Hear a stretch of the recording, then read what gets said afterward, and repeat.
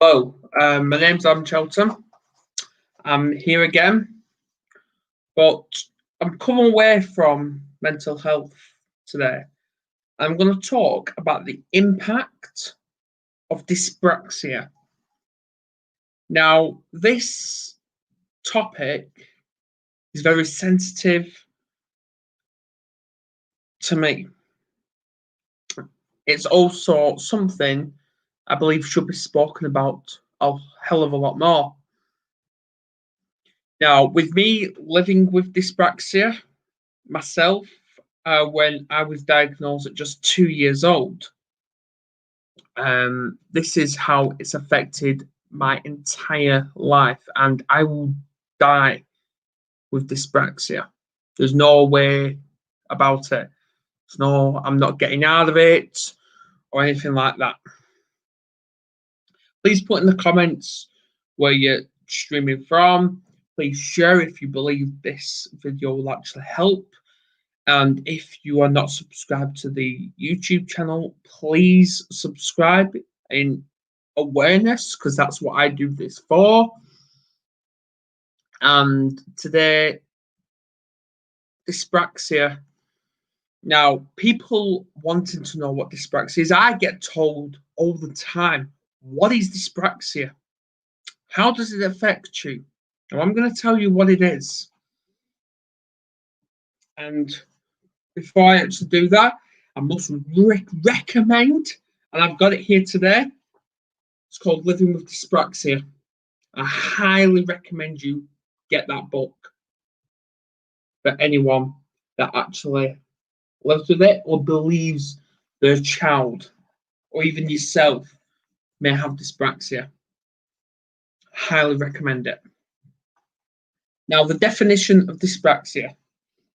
Dyspraxia is a delay or disorder of the planning and or execution of complex movements. It may be developmental or part of an individual's makeup, or it can be acquired at any stage in life as a result of brain illness or injury, as in a stroke. Associated with this may be problems of language, perception, and thought. That's the definition of it.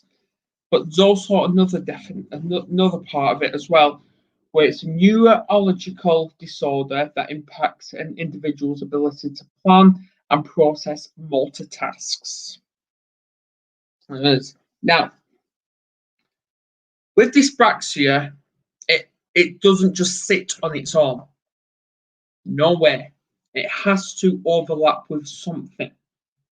Now, with me, it overlaps with Asperger's, if you get me. Now, there's also another name to call dyspraxia, and that's ADD,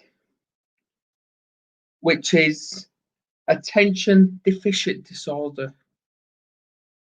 That's what it is. Now, this is going to be a two-part thing here. Obviously, sticking to one, but I'm going to be talking about how dyspraxia has an impact on kids, children, but I'm also going to talk about how it has an impact on adults as well. So I'm going to start with the children's bit. Now, but I must say that dyspraxia only as low as 10%, just 10% has it. Right, who is affected by dyspraxia? Dyspraxia is thought to affect up to 10% of the population and up to 4% severely. Dyspraxia can be an inherited condition. Now, what are the symptoms, you ask? And this is where I'm going to talk about the kids. Now, it affects the gross motor skills, So body movement, jumping, throwing, walking, running, or even just a common balance. Now, you do see me in my videos that I'm always moving around. That's not just because I'm stood up. That's because I cannot keep a solid balance. So that's why I'm always moving around. It also affects the fine motor skills, such as tying the shoelaces. And now I'm going to be honest right now. I am 29 years old and I do not know how to tie a shoelace. I don't. I used to feel embarrassed by it. I still do a little bit, but I know that's my disability and it affects the coordination. Doing buttons. Now, obviously, I do know how to do buttons. Cutting out shapes with scissors. Now, I am rubbish when I'm handling scissors. I am rubbish. I cannot cut a shape out or anything on a piece of paper out proper. No way. No, I can't do it. Handwriting. Now, people have said I don't have the neatest handwriting. I can write, I can, but it's not neat. It's not. If you saw my handwriting, you'll know exactly what I'm talking about. Later on in life, the following difficulties may become apparent. Problems performing subtle movements, such as tying shoelaces. We've already discussed that. You've got buttons, zips, using cutlery, and handwriting. Now, with using cutlery, I explained this in my last video, where when it comes to cutting cheese, like a block of cheese, I can't do a thin slice. It has to be a little bit thick because I always mess it up. That's why I prefer to get grated. Many will have difficulties getting dressed. Yeah. Problems carrying out playground movements such as jumping, playing hopscotch, catching a ball, kicking a ball, hopping, and skipping. Now, growing up, when I was a child, I was only in primary school. I was about 4 or 5 years old. I had to have physiotherapists because I wasn't walking straight. I wasn't even talking properly. I was only saying a few words. I needed speech therapy. I needed physiotherapy. You name it, I had it.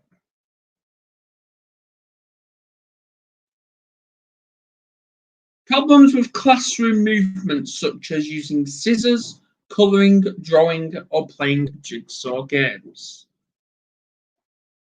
Or even problems processing thoughts.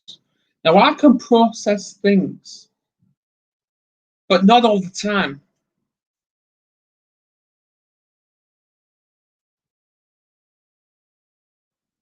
Next one. Difficulties with concentration. Now, I can't concentrate for nothing.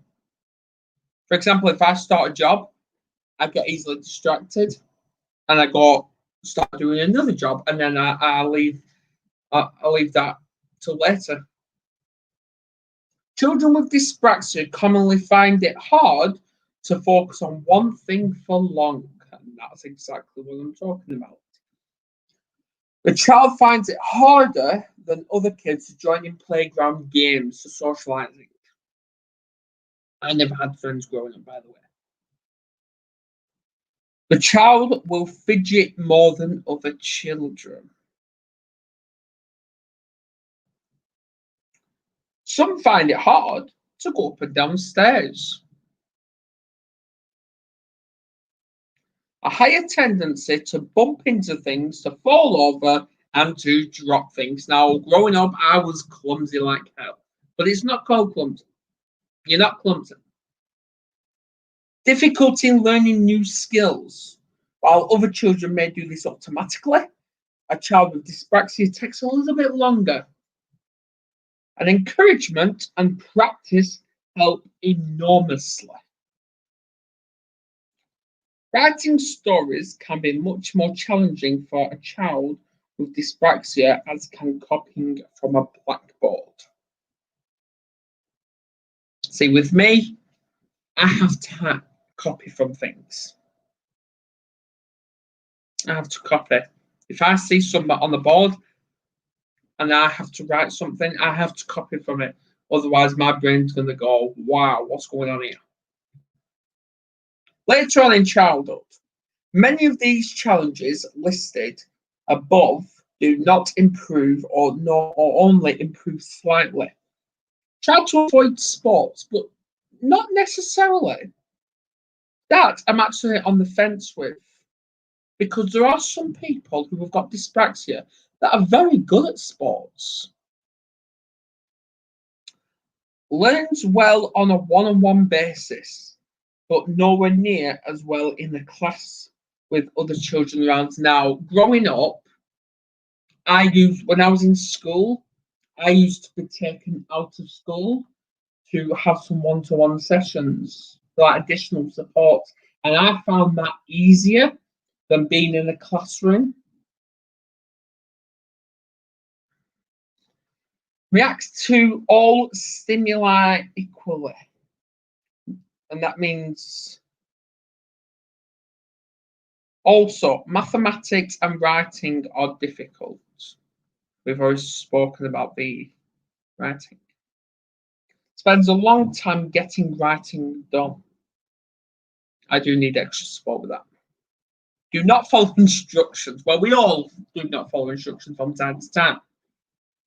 Does not remember instructions. I do forget. Is badly organized. Now I'm going to go on to adults.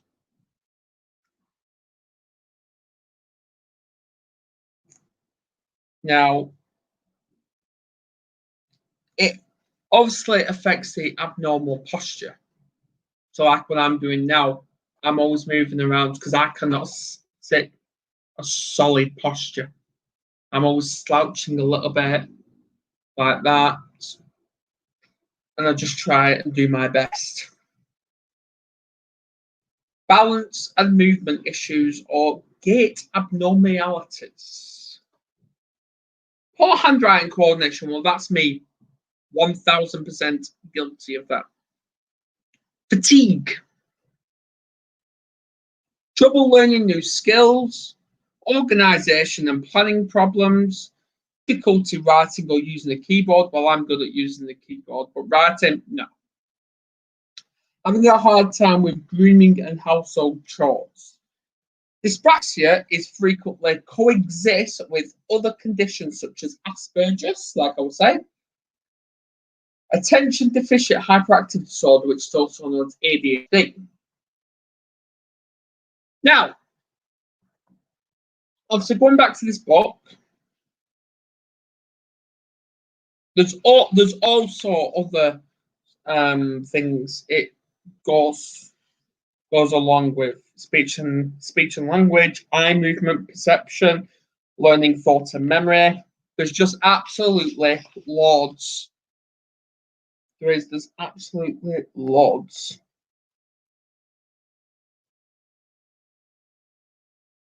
Right, associated conditions. In the experience of dander, people with dyspraxia can also be prone to depression and or high levels of anxiety. Now, I've got severe anxiety, eczema, asthma, epilepsy, food intolerances, particularly of dairy products and gluten. Now, I'm obsessed with dairy stuff. And digestive problems. So, do you think you've got dyspraxia? You may have read through these lists with a dawning recognition.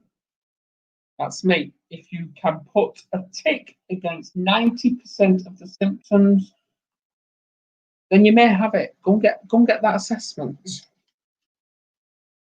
Definitely go and see your GP.